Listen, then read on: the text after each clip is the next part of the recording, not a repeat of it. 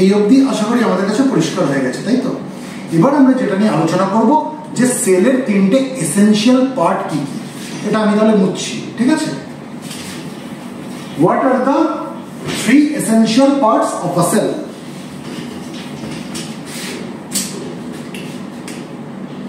Three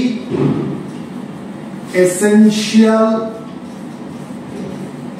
parts of a cell. সেলের তিনটে essential part কি কি? সেলের তিনখানা এসেনশিয়াল পার্ট হচ্ছে সেল মেমব্রেন, যেটাকে আমরা প্লাজমা মেমব্রেন বলি, 2 নম্বর হচ্ছে নিউক্লিয়াস, আর 3 নম্বর হচ্ছে সাইটোপ্লাজম।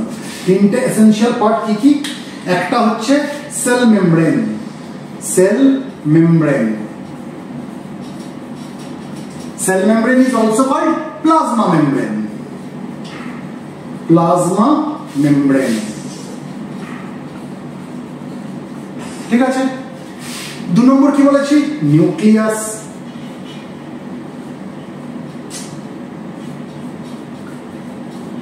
আর 3 নম্বর আমি কি বললাম? 3 নম্বর হচ্ছে সাইটোপ্লাজম। সাইটোপ্লাজম। পরে আমরা প্রত্যেকটা ডিটেইলস নিয়ে আলাদা আলাদা করে পড়ব। আগে মোটামুটি একটা কনসেপ্ট আমি দিয়ে রাখি। সেল মেমব্রেন, যেটাকে প্লাজমা মেমব্রেন বলা হচ্ছে, এটা কি? এটা হচ্ছে একটা বায়োলজিক্যাল মেমব্রেন, যেটা কি করছে? সেলটাকে ঘিরে রয়েছে। আমি যদি এই একটা সেল আঁকি, সেলের ভেতরে কি রয়েছে? নিউক্লিয়াস রয়েছে। এই সেলটাকে ঘিরে আমরা দেখতে পাবো একটা বায়োলজিক্যাল মেমব্রেন রয়েছে। এই বায়োলজিক্যাল মেমব্রেনটাকে কি বলা হয়? যেটা আমি লাল দিয়ে আঁকলাম, সেটা হচ্ছে সেল মেমব্রেন বা প্লাজমা মেমব্রেন, ঠিক আছে? এই যে সেল মেমব্রেন, এই সেল মেমব্রেনটাকে এটা হচ্ছে selectively permeable membrane. Selectively permeable membrane মানে কি? কিছু জিনিসকে সিলেক্ট করে তার ভেতর দিয়ে পাস করতে দেবে, আর কিছু জিনিসকে আটকে দেবে। যা কিছু আসবে সবকিছুকেই এই মেমব্রেনের ভেতর দিয়ে সেগুলো পাস করে যাবে, এটা হতে পারে না। কিছু সিলেক্টিভ জিনিস রয়েছে যেগুলো এই মেমব্রেনকে ক্রস করতে পারবে, আর কিছু জিনিস আটকে যাবে। সেই জন্য এই মেমব্রেনটাকে কি বলা হচ্ছে? Selectively permeable membrane. তাহলে সেল মেমব্রেন কি? সেল মেমব্রেন হচ্ছে সিলেক্টিভলি পারমিয়েবল মেমব্রেন। মানে সেলের বাইরে থেকে সব জিনিস যে সেলের মধ্যে ঢুকে যেতে পারবে এমন না, আবার সেলের ভেতর থেকে সব জিনিস যে সেলের বাইরে বেরিয়ে আসতে পারবে এমন না। সিলেক্ট করবে, সেল মেমব্রেন সিলেক্ট করবে কাকে তার ভেতর দিয়ে সে পাস করতে দেবে। সেই জন্য সেল মেমব্রেন হচ্ছে সিলেক্টিভলি পারমিয়েবল মেমব্রেন। ও যদি সিলেক্ট করতে না পারতো, সবকিছুই যদি এই মেমব্রেনটা ক্রস করে যেত, তাহলে কিন্তু এটাকে আমরা সিলেক্টিভলি পারমিয়েবল মেমব্রেন বলতাম না। আমরা কি বলতাম? এটাকে ফ্রিলি পারমিয়েবল মেমব্রেন বলতাম। কিন্তু আমরা তো সেল মেমব্রেনকে ফ্রিলি পারমিয়েবল মেমব্রেন বলি না। কেন? কারণ এই কিছু জিনিসকে সিলেক্ট করে পাস করতে দেয়, আর কিছু জিনিসকে আটকে দেয়। সেই জন্য সেল মেমব্রেন হচ্ছে সিলেক্টিভলি পারমিয়েবল মেমব্রেন। এই যে সেল মেমব্রেন বা প্লাজমা মেমব্রেন আমরা যাই বলি, এটা কি দিয়ে তৈরি? এটা লাইপোপ্রোটিনস দিয়ে তৈরি। It is composed of lipoproteins. Cell membrane is composed of lipoproteins. তুমি লিপোপ্রোটিনসও বলতে পারো, লাইপোপ্রোটিনসও বলতে পারো, দুটোই বলা যায়। Cell membrane is composed of lipoproteins, ঠিক? Cell membrane is composed of lipoproteins, দুটোই ঠিক। ঠিক আছে? আচ্ছা, আর সেল মেমব্রেন নিয়ে আমরা কি জানবো? সেল মেমব্রেন হচ্ছে living part of a cell. Cell membrane is living part of a cell. এবার এই সেল মেমব্রেন কি করছে অ্যাকচুয়ালি? এই যে বায়োলজিক্যাল মেমব্রেন যেটা আমরা দেখতে পাচ্ছি, সেল মেমব্রেন, এ কি করছে? এই সেলের ভেতরে যে জিনিসগুলো রয়েছে তার সঙ্গে সেলের বাইরেটাকে সেপারেট করে রাখছে, আর বাইরে থেকে সেলের ভেতরের জিনিসগুলোকে প্রোটেক্ট করছে। তাহলে সেল মেমব্রেনের কাজ কি? It separates and protects interior of a cell from outside. তাহলে আমি এটা লিখে দিই, ঠিক আছে? সেল মেমব্রেনের কাজ আমরা কি জানলাম? It separates and protect interior of a cell from outside. ইট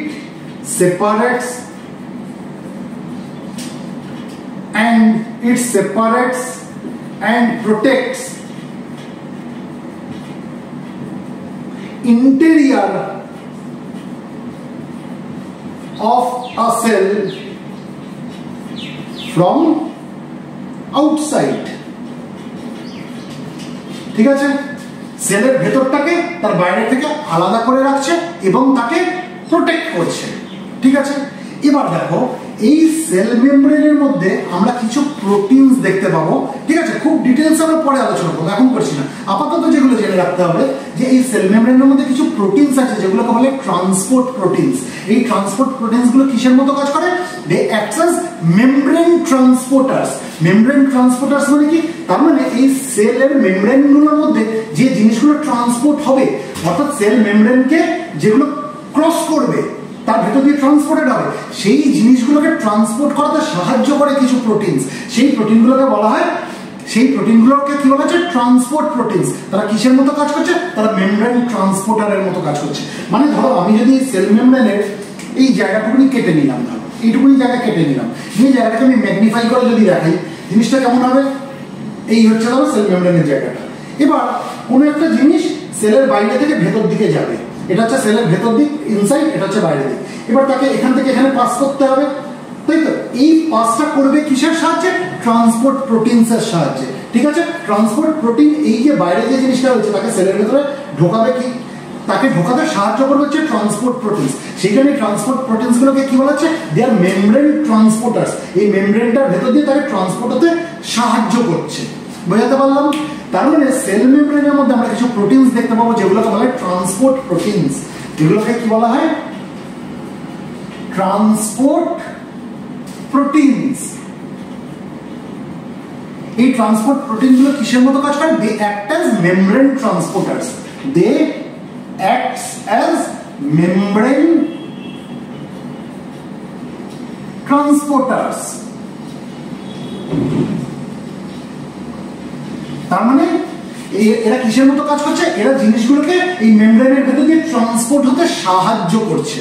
ঠিক আছে, তাহলে মোটামুটি আমরা একটা সেল মেমব্রেনের কনসেপ্ট পেলাম। সেল মেমব্রেন হচ্ছে এক ধরনের বায়োলজিক্যাল মেমব্রেন, যেটা কি করছে? সেলের ভেতরকার জিনিসকে তার বাইরে থেকে সেপারেট করে রাখছে এবং প্রোটেক্ট করছে। এই সেল মেমব্রেন হচ্ছে সিলেক্টিভলি পারমিয়েবল মেমব্রেন, মানে সবকিছুকে তার ভেতর দিয়ে সে পাস করতে দেবে না, সিলেক্ট করবে কে পাস করতে পারবে আর কে পারবে না, তাই তো? এই সেল মেমব্রেন হচ্ছে living part of a cell. Cell মেমব্রেনকে প্লাজমা মেমব্রেনও বলা হয়। আর কি জানলাম? এই সেল মেমব্রেনের মধ্যে কিছু প্রোটিনস আমরা পাবো যেগুলোকে বলা হয় ট্রান্সপোর্ট প্রোটিন। এরা কার মতো কাজ করে? মেমব্রেন ট্রান্সপোর্টারের মতো কাজ করে। মোটামুটি এইটুকুনি আমরা জেনে গেলাম সেল মেমব্রেন নিয়ে। আচ্ছা, এই যে তিনটে এসেনশিয়াল পার্ট বললাম, পরের পার্টটাকে নিউক্লিয়াস। নিউক্লিয়াস নিয়ে এখন আমরা আলোচনা করবো না। এই যে নিউক্লিয়াস, নিউক্লিয়াস নিয়ে পরে একটা ডিটেলসে আমরা আলোচনা করবো। ঠিক আছে, এই যে নিউক্লিয়াস, নিউক্লিয়াসকে ঘিরে আমরা একটা মেমব্রেন দেখতে পাবো। এইটুকুনি জেনে রাখি, যেটাকে বলা হয় নিউক্লিয়ার মেমব্রেন। নিউক্লিয়াসকে ঘিরে যে মেমব্রেন থাকে সেটাকে কি বলা হয়? Nuclear membrane. Nuclear membrane. কেন এই নামটা আমি এখন বললাম? তার কারণ হচ্ছে এই সেল মেমব্রেন আর এই নিউক্লিয়ার মেমব্রেন, এই দুটোর ভেতরে যে অংশটা থাকে সেই অংশটাকে বলা হয় সাইটোপ্লাজম। অর্থাৎ সেলের যে তিনটে এসেনশিয়াল পার্ট আমরা শিখলাম, তার 3 নম্বর পার্ট যেটা সাইটোপ্লাজম, সেটা কিচ্ছু না, এই প্লাজমা মেমব্রেন বা সেল মেমব্রেন এবং এই নিউক্লিয়ার মেমব্রেনের ভেতরের অংশটা, এটাকে বলা হচ্ছে সাইটোপ্লাজম। কিন্তু নিউক্লিয়াসের ভেতরের অংশকে কিন্তু আমরা বলবো না। নিউক্লিয়াসের বাইরে, অর্থাৎ নিউক্লিয়ার মেমব্রেনের বাইরে এবং সেল মেমব্রেনের ভেতরে এই যে অংশটা, এই অংশটাকে বলা হচ্ছে সাইটোপ্লাজম। ঠিক আছে, তাহলে এবার আমরা সাইটোপ্লাজম নিয়ে 2-4 কথা জেনে নিই। আমি এটা পড়ছি তাহলে।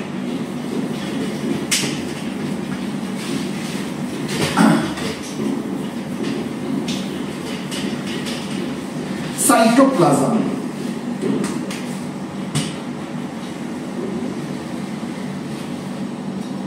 দেখো আমরা যখন নিচু ক্লাসে পড়তাম আমাদের কাছে একটা কনসেপ্ট ছিল সাইটোপ্লাজম কি? সাইটোপ্লাজম হচ্ছে একটা সেমি লিকুইড, একটা কালারলেস, একটা ট্রান্সপারেন্ট সাবস্টেন্স, তাই তো, যার মধ্যে অর্গানিল গুলো রয়েছে। কিন্তু জিনিসটা কিন্তু অতটাও সহজ না।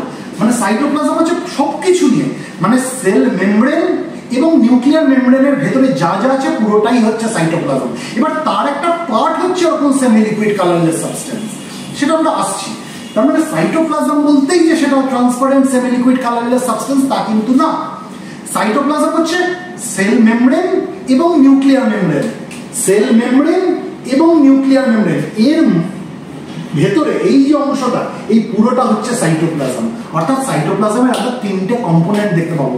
একটা সেমি লিকুইড কম্পোনেন্ট দেখতে পাবো, আর কি দেখবো? এই সেমি লিকুইড কম্পোনেন্টের মধ্যে কিছু জিনিস সাসপেন্ডেড অবস্থায় রয়েছে, ঠিক আছে, তার মধ্যে ভেসে বেড়াচ্ছে, সেগুলোকে অর্গানিল বলা হয়, সেগুলো দেখতে পাবো। আরো কিছু জিনিস দেখতে পাবো যেগুলো হচ্ছে নন লিভিং কম্পোনেন্টস, যেমন সাইটোপ্লাজমিক ইনক্লুশনস। আমি আসছি, আপাতত আমরা কি জানলাম যে সাইটোপ্লাজমের 3টে কম্পোনেন্ট। 3টে কম্পোনেন্ট কি কি যেটা আমাদের মনে রাখতে হবে? একটা কম্পোনেন্টকে বলা হয় সাইটোসল, একটা কম্পোনেন্টকে বলা হয় অর্গানেলস, আর একটা কম্পোনেন্টকে বলা হয় সাইটোপ্লাজমিক ইনক্লুশনস।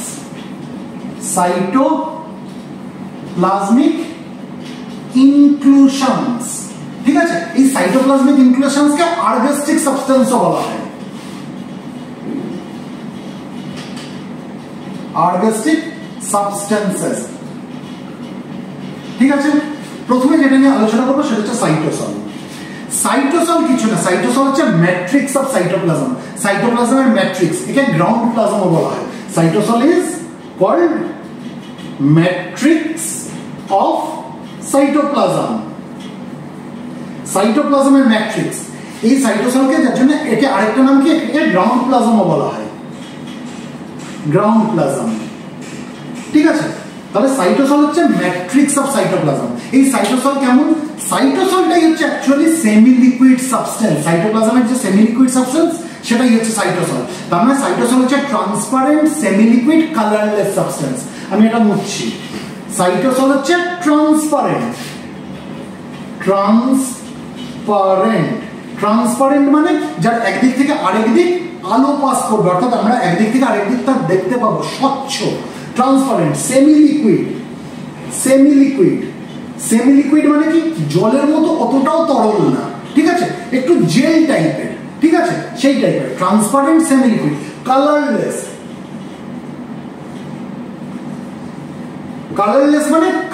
মানে হচ্ছে এর কোনো রং নেই, স্বচ্ছ, এপাশ থেকে ওপাশ আমরা পুরোটা দেখতে পাবো।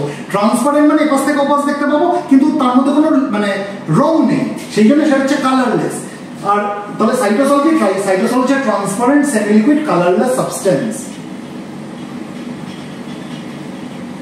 তাহলে আমাকে যদি বলে হোয়াট ইজ সাইটোসল, আমি কি বলবো? Cytosol is the transparent semi liquid colourless component of cytoplasm. তাই তো, সাইটোপ্লাজমের তিনটে কম্পোনেন্ট আছে, আমরা বলেছি তিনখানা কম্পোনেন্ট, থ্রি কম্পোনেন্টস। কি কি? সাইটোসল, অর্গানেল এবং সাইটোপ্লাজমিক ইনক্লুশনস। তার মধ্যে সাইটোসলটা কি? সাইটোসল হচ্ছে transparent semi liquid colourless component of cytoplasm, আমরা মনে রাখতে পারবো। এই সাইটোসলের মধ্যে আমরা দেখো প্রচুর কেমিক্যাল রিঅ্যাকশনস হয়, many chemical reactions tax place in cytosol, ঠিক আছে। এই সাইটোসল কি দিয়ে তৈরি? এর বেশিরভাগটা হচ্ছে water, it is composed of 80% of water. এবার তার সঙ্গে অন্য আরো জিনিস থাকে, যেমন সলিউবল আয়নস থাকে, ওয়াটার সলিউবল প্রোটিনস থাকে এবং অন্যান্য মলিকিউলস থাকে। তাহলে সাইটোসলের মধ্যে আমরা কি কি পাবো? Cytosol is composed of 80% water, তার সঙ্গে কি থাকবে? সলিউবল আয়নস, এবং কি থাকতে পারে? Water soluble proteins, water soluble proteins, ঠিক আছে, এবং অন্যান্য সাবস্টেন্সও থাকতে পারে, আদার সাবস্টেন্সও থাকতে পারে, আদার সাবস্টেন্সেস, ঠিক আছে। আমরা তাহলে বুঝলাম। আচ্ছা, এবার এই যে সাইটোসল, ঠিক আছে, আমরা যদি একটা সেল আঁকি, ধরো আমি একটা সেল আঁকলাম, এটা নিউক্লিয়াস। এই সাইটোসলটা আমরা দেখব যে সেল মেমব্রেনের কাছে যে সাইটোসল রয়েছে সেটা অতটা ডেন্স না, এটা সামওয়াট ওয়াটারি, ঠিক আছে, টিপিক্যালি ওয়াটারি দেখবো এই জায়গাটা। কিন্তু এর ভেতর দিকের যে অংশটা রয়েছে, এই ভেতর দিকের অংশটা তুলনামূলক অনেক বেশি ডেন্স। এই ভেতরের পার্টটা হচ্ছে ইনার ডেন্সার পার্ট, সাইটোসলের এই ভেতরের পার্টটা হচ্ছে ইনার ডেন্সার পার্ট, ইনার ডেন্সার পার্ট। কিন্তু বাইরের দিকের যে অংশটা, আউটার পার্ট যেটা, সেটা কম্পারেটিভলি লেস ডেন্সার, ঠিক আছে। সাইটোসলের এই ভেতরের যে ইনার ডেন্সার পার্ট রয়েছে সেটাকে বলা হয় এন্ডোপ্লাজম, সেটাকে বলা হয় এন্ডোপ্লাজম। ম্যাক্সিমাম সেল অর্গানেল আমরা এখানে দেখতে পাবো এই এন্ডোপ্লাজমের মধ্যে, ঠিক আছে। আর সাইটোসলের এই বাইরের দিকের অংশটা যেটা comparatively less dense, which is কিসের মতো, মানে টিপিক্যালি ওয়াটারি আর কি, এটা জল টাইপের। এই যে বাইরের দিকের আউটার পার্টটা, এটাকে কি বলে? এটাকে বলে এক্টোপ্লাজম, এক্টোপ্লাজম। তাহলে ভেতরের পার্টটা হচ্ছে ডেন্সার পার্ট। কেন ডেন্সার পার্ট? কারণ molecules are crowded and packed together. এই জায়গাটার মধ্যে মলিকিউলস গুলো কি রয়েছে? একদম ভিড় করে রয়েছে, molecules are crowded and packed together. সেই জন্য এই পার্টটা, যেটাকে আমরা এন্ডোপ্লাজম বলছি, এটা হচ্ছে ডেন্সার পার্ট। আর it is the site of most cellular processes, in most cellular process কোথায়? এন্ডোপ্লাজমে হয়। কেন? কারণ এখানেই অর্গানিলগুলো রয়েছে, ঠিক আছে। আর বাইরের দিকের যে অংশ সাইটোসলের সেটা অতটাও ডেন্স না, কম্পারেটিভলি লেস ডেন্স, যেটাকে আমরা কি বলছি? এক্টোপ্লাজম, ঠিক আছে। আচ্ছা, granules are often found in endoplasm, মানে ভেতরের যে অংশটা, ইনার ডেন্সার পার্ট, এখানে আমরা গ্র্যানিউলস দেখতে পাবো। Granules are often found in endoplasm. কিন্তু বাইরের দিকের যে অংশটা, বাইরের দিকের যে কম্পারেটিভলি লেস ডেন্সার যে অংশটা, অর্থাৎ এক্টোপ্লাজম যেটা, এখানে আমরা কোনো গ্র্যানিউলস দেখতে পাবো না। এই রিজিয়নটা কি? এই রিজিয়নটা হচ্ছে নন গ্র্যানুলেটেড। এই পোর্শনটা কি? এই পোর্শনটা হচ্ছে নন গ্র্যানুলেটেড, নন গ্র্যানুলেটেড। তাহলে আমরা কি বুঝলাম? Granules are often found in endoplasm, but ectoplasm is non-granulated part of the cytosol. এই অবধি আমাদের কাছে পরিষ্কার হলো। আচ্ছা, এবার একটা জিনিস জেনে রাখো, এই সাইটোসলের মধ্যে আমরা ভেসিকলস দেখতে পাবো। ভেসিকলস গুলো কি করে? ভেসিকলস গুলো সাটল করে। সাটল করে মানে এটা ধরো একটা অর্গানিল, এটা একটা অর্গানিল, এই অর্গানিল থেকে এই অর্গানিলের মধ্যে ভেসিকলস গুলো চলে আসলো, আবার এই অর্গানিল থেকে আগের অর্গানিলের ভেসিকলস গুলো ব্যাক করে গেল। তার মানে ভেসিকলস আর সাটলড বিটুইন অর্গানিলস। শুধু অর্গানিল কেন, কোনো অর্গানিল থেকে ভেসিকল গুলো সেল মেমব্রেনে চলে আসতে পারে, সেল মেমব্রেন থেকে আবার ভেসিকল গুলো কোনো অর্গানিলে ফিরে যেতে পারে। মানে আমরা কি দেখছি? যে সাইটোসলের মধ্যে ভেসিকলস গুলো চলাফেরা করছে, এক জায়গা থেকে আরেক জায়গায় যাচ্ছে এবং আসছে। সেই জন্য আমরা বলতে পারি যে cytoplasm is always in a state of movement. সাইটোপ্লাজমের মধ্যে আমরা সবসময় মুভমেন্ট দেখতে পাবো। মানে জিনিসটা কেমন হয় চিন্তা করো, তুমি ধরো কাশ্মীর ঘুরতে গেছো, কাশ্মীরে জলের মধ্যে যে ডাল লেক যেটা রয়েছে, ডাল লেক, কাশ্মীরে ডাল লেক আছে, তো সেই জলের মধ্যে আমরা কিছু ফ্লোটিং কিছু ঘর বানানো দেখতে পাবো, সেগুলোকে বলা হয় হাউস বোট। ঠিক যেরকম সাইটোসলের মধ্যে অর্গানিল গুলো কি অবস্থায় রয়েছে? সাসপেন্ডেড অবস্থায় রয়েছে, ফ্লোটিং অবস্থায় রয়েছে। সেরকম ডাল লেকে ওই হাউস বোট গুলো ফ্লোটিং অবস্থায় রয়েছে, সাসপেন্ডেড অবস্থায় রয়েছে, ঠিক আছে। হাউস বোটে তুমি থাকতে পারো, কিন্তু একটা হাউস বোট থেকে তুমি আরেকটা হাউস বোটে যেতে গেলে তোমায় নৌকো জাতীয় কোনো জিনিস করে যেতে হবে, যেগুলোকে বলা হয় শিকার, ঠিক আছে। তাহলে এটা যদি একটা হাউস বোট হয়, এটা যদি একটা হাউস বোট হয়, তোমায় যদি এই হাউস বোট থেকে এই হাউস বোটে আসতে হয়, তোমাকে শিকারের মাধ্যমে আসতে হবে। আবার তুমি যদি এখান থেকে আগের হাউস বোটে ফিরে যেতে চাও, তোমাকে শিকারের মাধ্যমে যেতে হবে, শিকারের মাধ্যমে ফিরে যেতে হবে। এই ভেসিকলস গুলো, তাই ভেসিকলস গুলো হচ্ছে শিকারের মতো, আর এই অর্গানিল গুলো হচ্ছে হাউস বোটের মতো। বোঝাতে পারলাম? আর ডাল লেকের যে জল সেটা হচ্ছে সাইটোসল, চিন্তা করো, ঠিক আছে। তার মানে আমরা কি দেখলাম? যে এই সাইটোসলের মধ্যে আমরা কি দেখছি?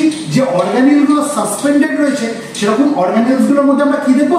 ভেসিকল গুলো এক অর্গানিল থেকে আরেক অর্গানিলে আসতেও পারে, আবার ফিরেও যেতে পারে।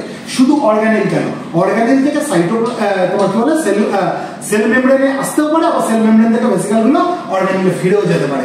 তার মানে ভেসিকলস গুলো কি করছে? সাটল করছে সাইটোসলের মধ্যে। সেই জন্য আমরা কি বলছি? যে cytoplasm is always in a state of movement. এই অবধি আমরা তাহলে বুঝে গেলাম মোটামুটি একটা আমরা সাইটোসলের কনসেপ্ট পেলাম। এবার আমরা আসছি অর্গানিল, অর্গানিল জিনিসগুলো আমি এটা মুছে দিচ্ছি তাহলে, ঠিক আছে।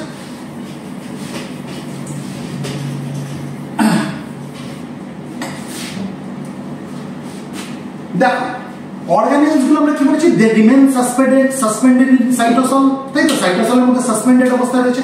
এবার অর্গানিল গুলো অ্যাকচুয়ালি কি? Organelles are organized or specialized subcellular components. সেলের মধ্যে থাকা কিছু কম্পোনেন্ট যেগুলো হচ্ছে খুব অর্গানাইজড এবং তাদের কোনো স্পেসিফিক কাজ আছে, তারা স্পেশালাইজড, তাই তো? তার মানে organelles are organized or specialized subcellular components that perform specific function within a cell, যাদের সেলের মধ্যে কিছু স্পেসিফিক ফাংশন রয়েছে। তাহলে আমি অর্গানিলস লিখে দিই, ডেফিনেশন চাইলে আমরা কি লিখবো? Organelles are organized or organelles are organized or specialized subcellular components of a cell যাদের স্পেসিফিক ফাংশন রয়েছে, that perform specific functions within a cell, that performs specific functions within a cell. প্রত্যেকটা অর্গানিলের আলাদা আলাদা কাজ।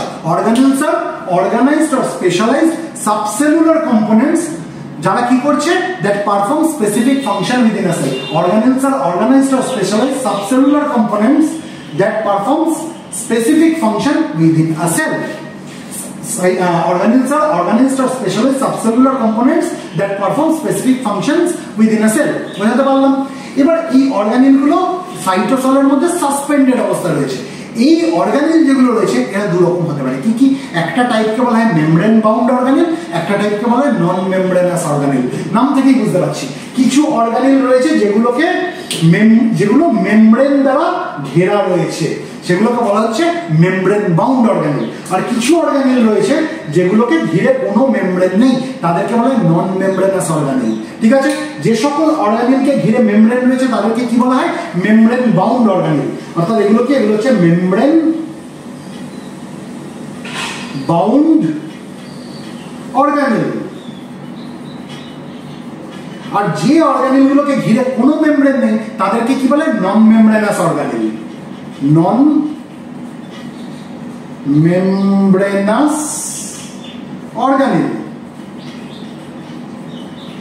আমরা প্রত্যেকটা নিয়ে পড়বো, কোনগুলো মেমব্রেন বাউন্ড অর্গানেল, কোনগুলো নন মেমব্রেনাস অর্গানেল। আমরা প্রত্যেকটা আলাদা আলাদা অর্গানেল নিয়ে পড়বো, তখন জিনিসটা আরো ক্লিয়ার হয়ে যাবে। এখন আমি একটা ওভারঅল আইডিয়া দিচ্ছি।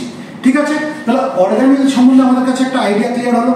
এবার এই যে অর্গানেল যেগুলো রয়েছে জেনে রেখে দাও, they are generally living component of a cell. Organelle গুলো লিভিং কম্পোনেন্ট, কিন্তু তার ব্যতিক্রম নেই, তার এক্সেপশন নেই, অবশ্যই আছে।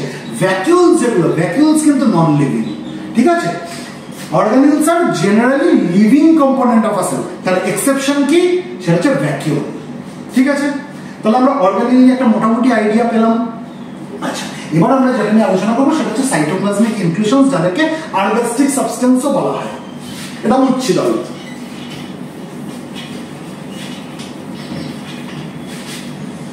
এই যে সাইটোপ্লাজমিক ইনক্লুশনস বা আরবাস্টিক সাবস্টেন্স আমরা যাই বলি, এগুলো হচ্ছে নন লিভিং কম্পোনেন্টস।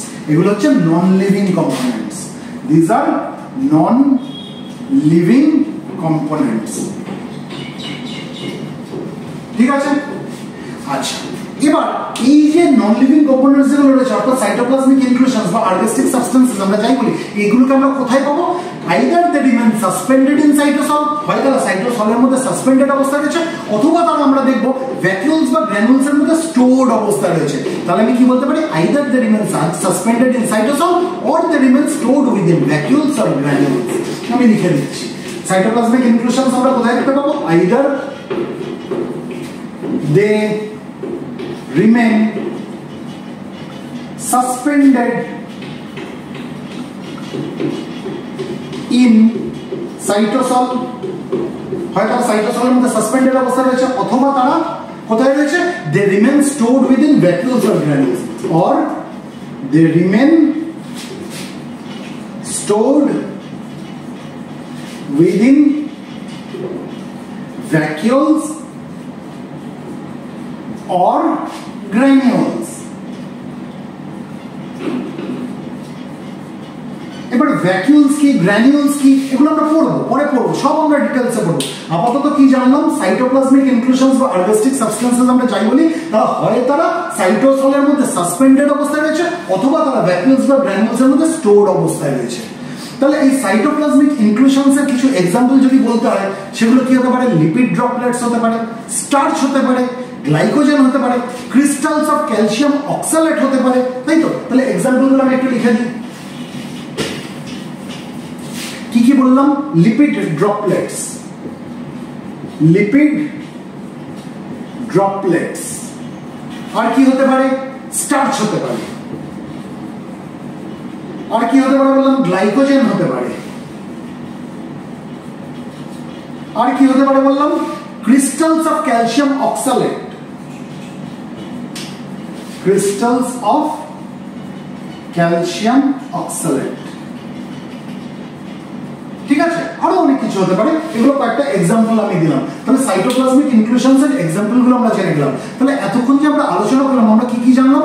সেলের তিনটে এসেনশিয়াল কম্পোনেন্ট কি কি, সেলের তিনটে এসেনশিয়াল পার্ট কি কি আমরা শিখে গেলাম। সেল মেমব্রেন, নিউক্লিয়াস আর সাইটোপ্লাজম।